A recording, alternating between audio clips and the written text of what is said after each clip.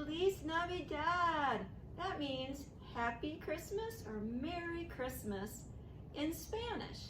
And this week we are learning about holiday traditions in Mexico.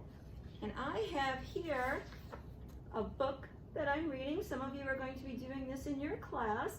And I learned about one of the traditions in Mexico that they make this yummy cake called a king's cake or Rosca.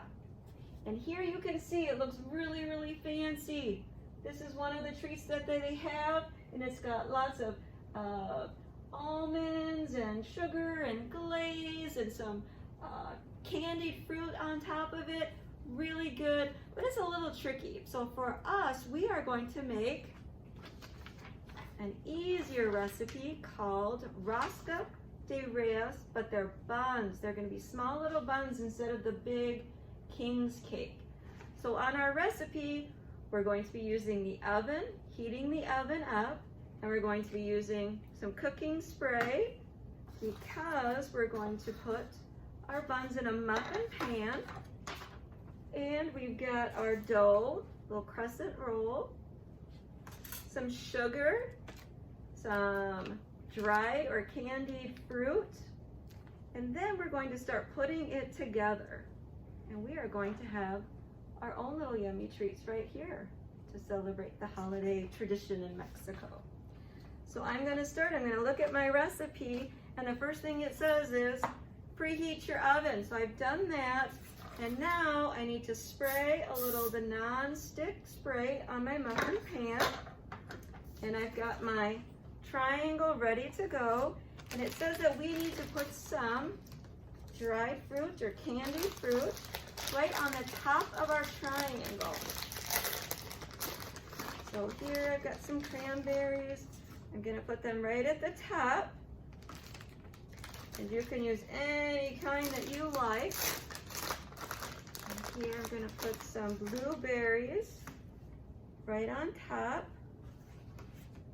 And it also says that we need to take some sugar and sprinkle some sugar on our dough. I'm going to sprinkle some sugar on the dough, and then we're going to roll it up. We're going to start at the big end, and we're going to roll it towards the small end of our triangle.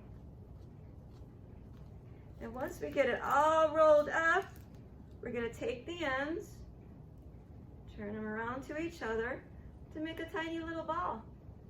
We'll put it in our muffin pan. Just like that, we'll put it in the oven with some help.